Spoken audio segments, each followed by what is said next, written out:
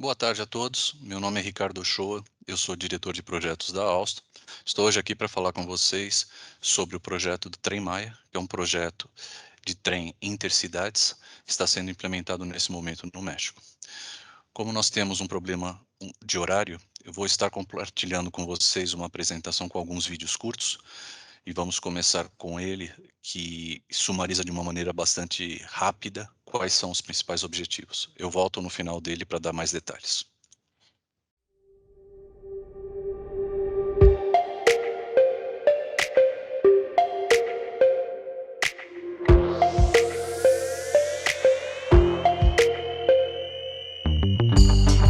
Pasando el tiempo, buscando lo que decir. Te digo hasta luego, pero ya decidido. Todo tu veneno ha dejado mi cuerpo, pues es el momento a decidir todo.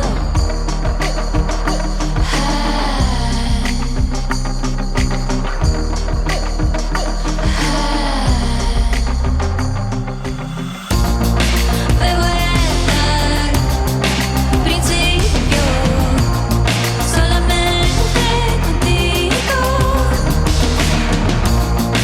viviendo en tu delirio, solamente contigo, contigo.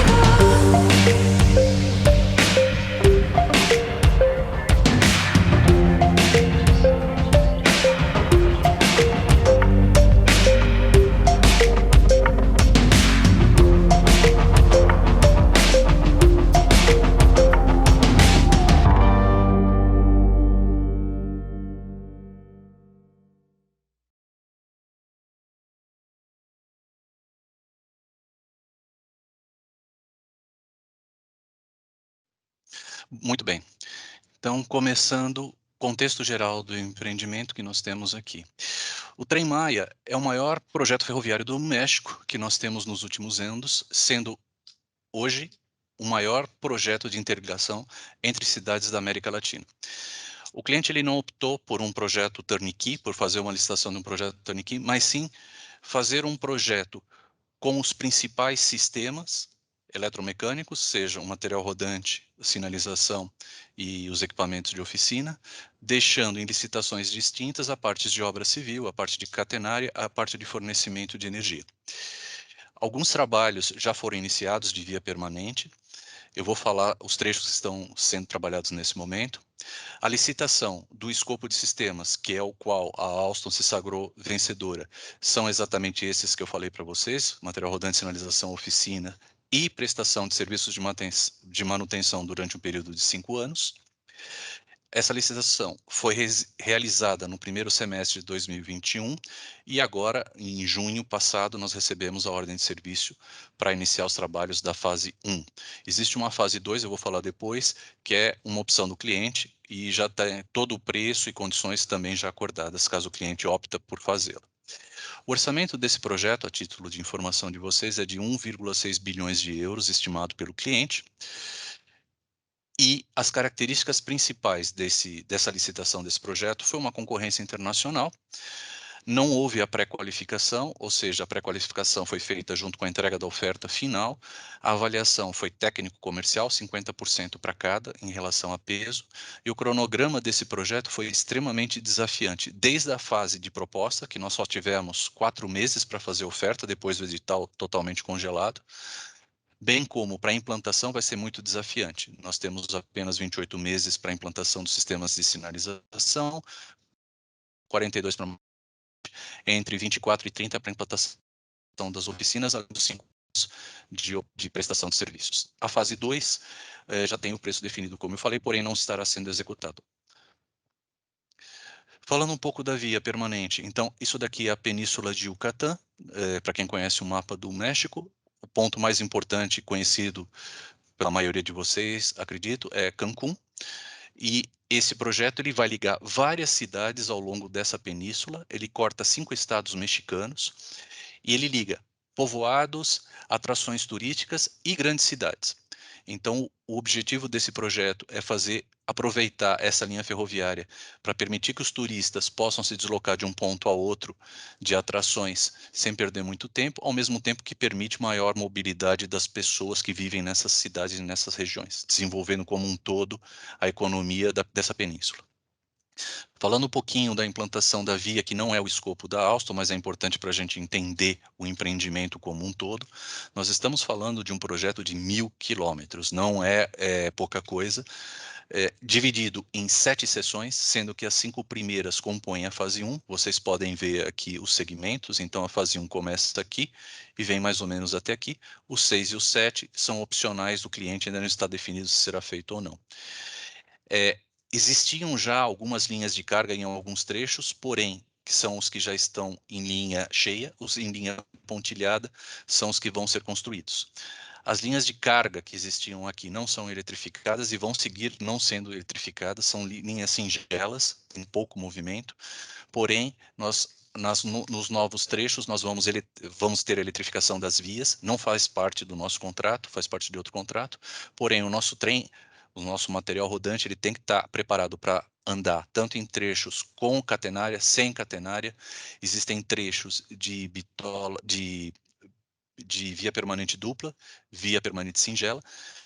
Então, é um projeto que tem muita complexidade e vão ter várias frentes de obras em paralelo para permitir que, num prazo de aproximadamente 3 anos, esteja tudo funcionando. Vamos falar um pouco mais desse desafio mais adiante. Depois de totalmente implementado, um projeto que vai ter 1.500 quilômetros, com 31 estações, nessa primeira fase, 27. Falando especificamente dos detalhes de escopo, nós temos material rodante, nós temos sinalização e nós temos as oficinas. Como vocês sabem, a Alstom não tem no seu core business construir oficinas, porém, toda a parte de definição de layouts, de forma de operação, de manutenção, de como proceder à manutenção, foi objeto de escopo da Alstom. Por isso que está aqui também. Nós estamos em consórcio no México com empresas civis locais e, em relação a material rodante e sinalização, nos slides seguintes eu vou dar mais detalhes, mas só antecipando.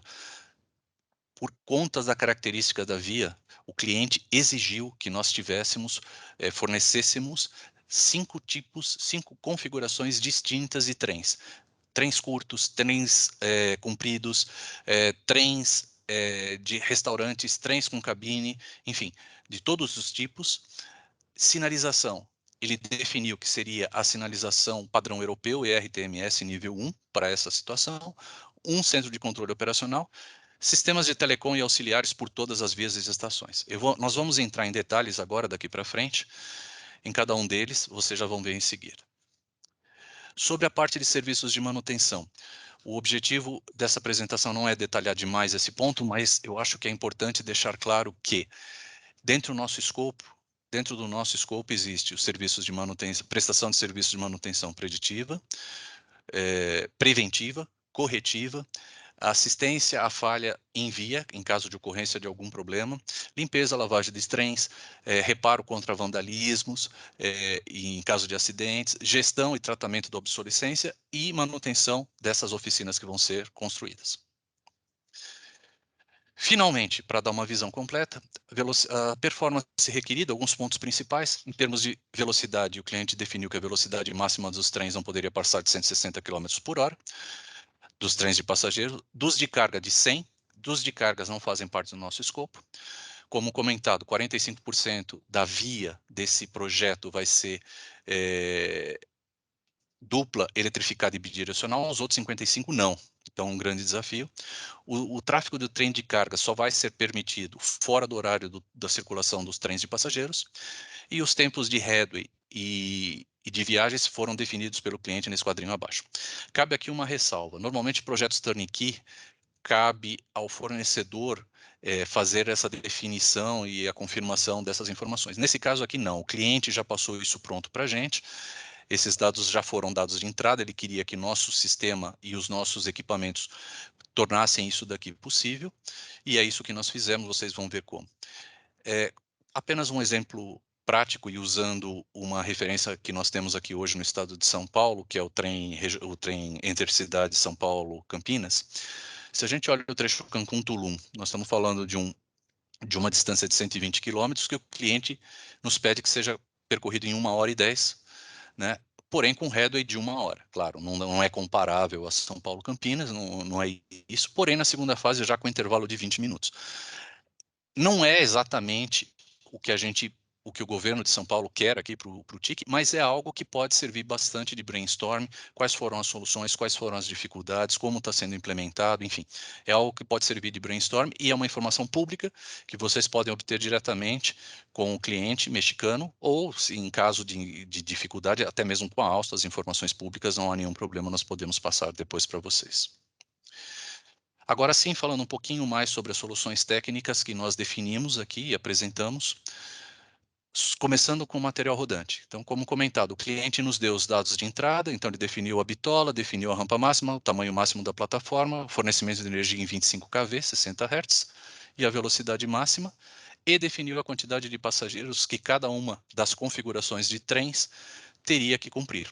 Baseado nessas informações, então o nosso time buscou dentro do portfólio da Alstom e agora dos nossos novos colegas que vieram da Bombardier, e utilizando todo o nosso know-how, toda a nossa expertise, nós encontramos a melhor solução.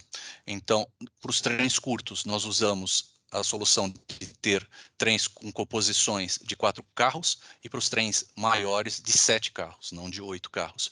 Com isso, com a disposição do layout interno e com algumas soluções, nós conseguimos cumprir isso daqui com essa configuração.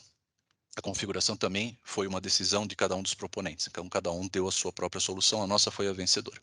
Eu vou entrar agora no detalhe um pouco mais dos layouts dos carros, porém eu gostaria de ressaltar um ponto aqui, era fundamental que esse projeto, a construção desses trens fosse executadas no México. E a Alstom tem uma fábrica no México chamada Zaragoza, que anteriormente pertencia a Bombardier, que agora é parte do nosso grupo. Esses trens vão ser fabricados no México, um conteúdo local muito importante. Isso foi outro grande ponto de sinergia e uma oferta a mais ao nosso cliente de localização, coisa que sozinha a Alstom não teria condições de produzir. Então, essa fusão com a Bombardier está trazendo benefícios significativos para os clientes também. Como eu falei, temos 5 tipos diferentes. Um trem totalmente diesel, curto, de 230 passageiros, com esse layout, que foi o que foi feito por nós. O cliente pede a mesma configuração para o trem híbrido, né, diesel elétrico, que a gente chama de híbrido. O layout nós usamos exatamente o mesmo, não existia razão para ser diferente. A única diferença entre os trens é o pacote diesel, né? O trem longo para 450 passageiros não é simplesmente pegar o trem curto e multiplicar por 2, então a Alstom utilizou aqui uma boa parte da sua engenharia, o seu conhecimento para otimizar isso, otimizando o espaço, respeitando as regras, mas eu não, não tenho mais detalhes aqui para dar, mas eu tenho algumas figuras para passar. Sobre o layout do trem restaurante, ele está aqui, eu vou entrar em detalhes, mas a ideia é que a pessoa possa viajar no mesmo assento onde ela vai executar a refeição. Então o layout aqui foi um pouco diferente, a capacidade é um pouco diferente por conta disso também. E finalmente o trem noturno, que é um trem que vai ser equipado com cabines para descanso. Vocês podem ver aqui nos trens, nesses 2 carros aqui e uma parte nesse também, tem uma configuração um pouquinho diferente. Sobre a identidade visual do nosso veículo, do nosso trem. Então, a fonte de inspiração nossa foi o jaguar, que é o símbolo, que é o animal símbolo do México. Então, nós partimos desse símbolo para buscar encontrar uma identidade visual que melhor representasse o país. É um trem, como está lá no filme, é feito no México para os mexicanos, principalmente, apesar que vai ser muito utilizado pelos turistas. E apesar de termos 5 configurações, para um passageiro, ele vai ver basicamente 3 identidades visuais, né? O trem normal, entre aspas, né, que é o trem que vai servir principalmente de deslocamento entre cidades, utilizados, a gente acredita, principalmente pelos próprios habitantes locais. Os trens de larga distância e de restaurante terão uma identidade visual diferente para que os turistas e mesmo os passageiros locais possam identificar a diferença de prestação de serviço, facilitando ainda mais a sua visualização. Em termos de projeção de como ficarão os carros por dentro. Então, nós apresentamos isso ao cliente, também era livre, a critério do proponente, e foi aprovado pelo nosso cliente final. Aqui nós priorizamos o aumento máximo possível do tamanho das janelas. Como vocês viram, essa linha passa por regiões extremamente, de natureza extremamente exuberante, paisagens lindíssimas, e a gente queria passar ao passageiro a oportunidade de poder visualizar isso enquanto faz a sua viagem. Então, esse foi o foco principal, de permitir essa visualização.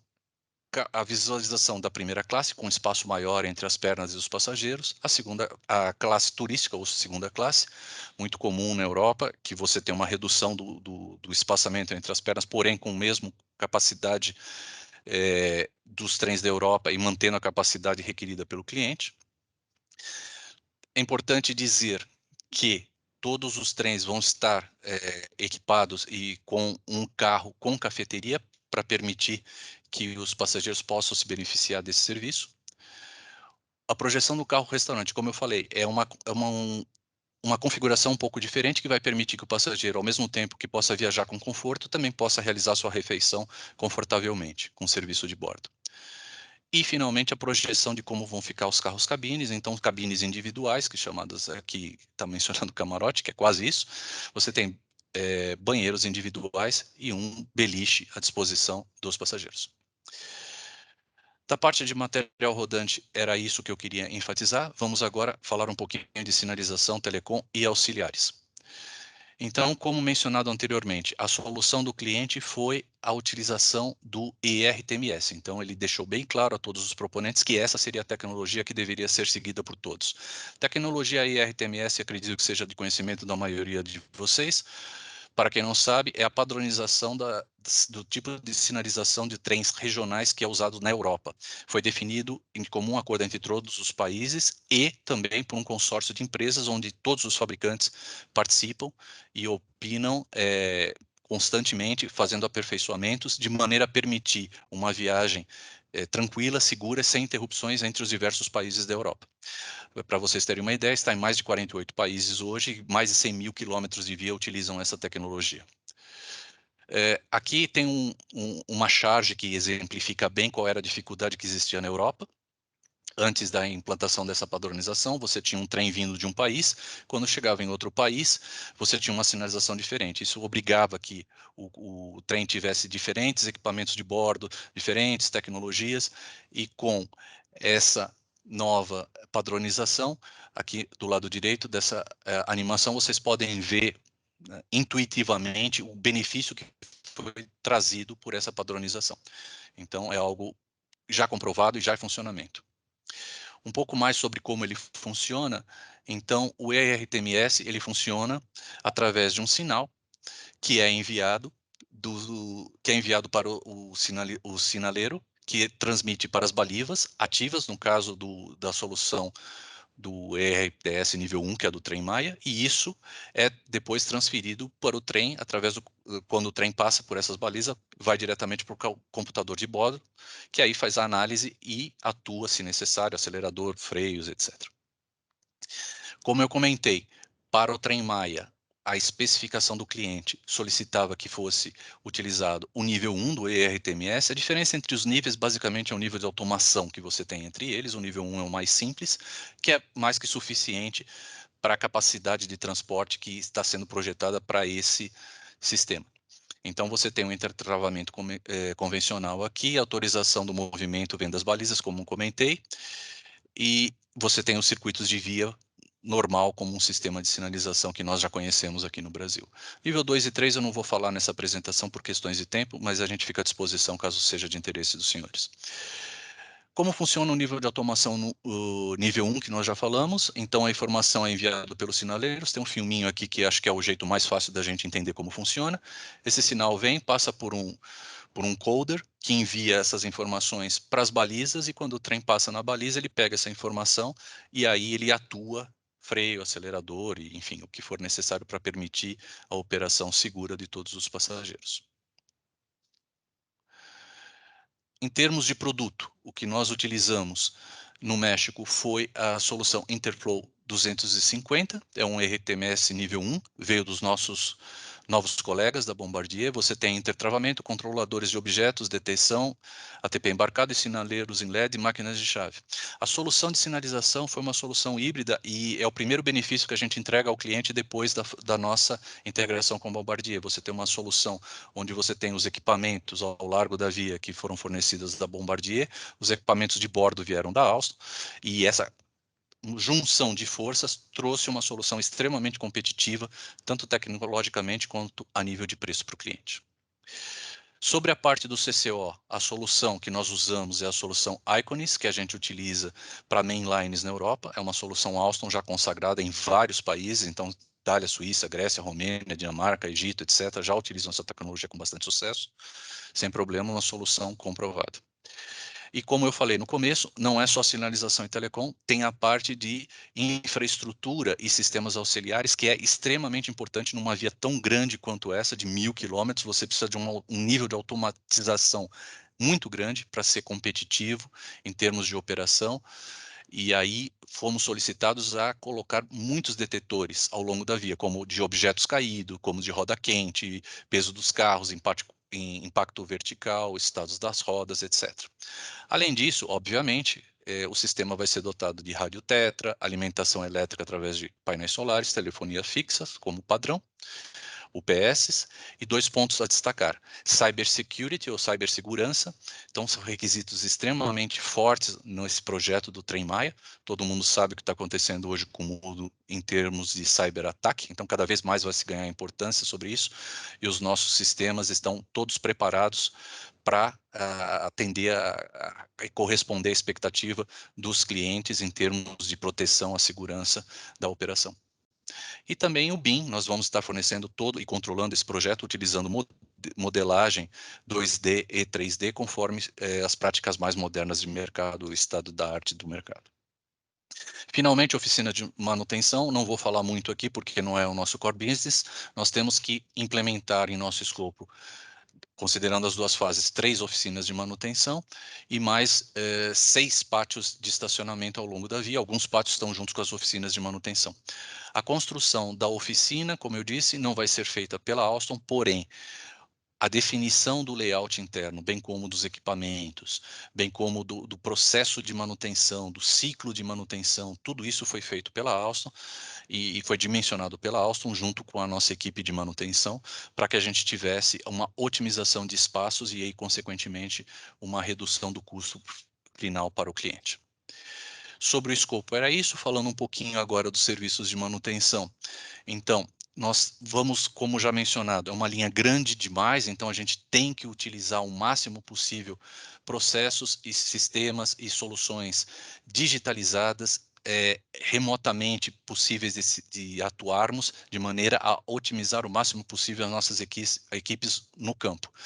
Para isso, nós estamos utilizando a solução da Alstom Health Hub, que integra diversas análises de todos os sistemas que nós vamos estar fornecendo, seja do trem, vamos poder utilizar a parte de via, sinalização, acompanhar isso em tempo real. E a solução Health Hub utiliza principalmente alguns sistemas que eu vou detalhar depois, mas eu acho que fica mais fácil a compreensão após vermos esse pequeno vídeo também de 1 minuto sobre esse sistema. Eu volto depois.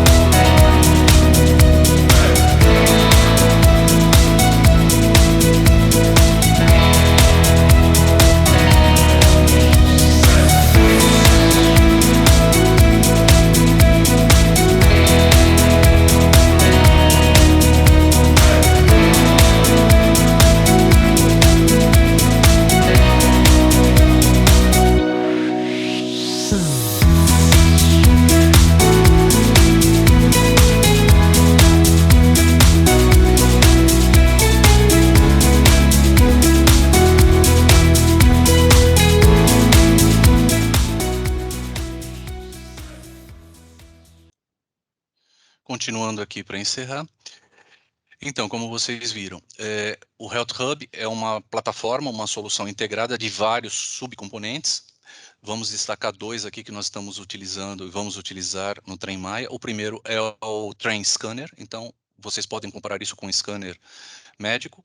A diferença é que o trem sai do pátio, ele passa em movimento pelo Train Scanner, que sabendo, né, passando por sensores, sabe o posicionamento, a velocidade do trem e faz a análise de alguns equipamentos do trem automático, como rodas, pastilhas de freio, pantógrafos, etc. E essas informações são então passadas automaticamente para os nossos profissionais de manutenção. Além do Train Scanner, nós temos também o Train Tracer. O Train Tracer é um sistema onde nós pegamos todas as informações de equipamentos que já estão embarcados no trem, ar-condicionado, sistema de porta, etc.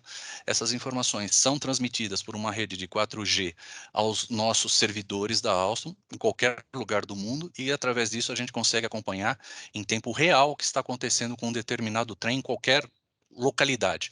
Então a gente pode saber se, por exemplo, existe um trem com uma falha de porta, se existe um trem com uma falha de ar-condicionado, ou com um problema num banheiro, acesso e coisas desse tipo. Então, que facilita muitíssimo, né, a manutenção corretiva, preventiva e, enfim, toda a organização da equipe de manutenção.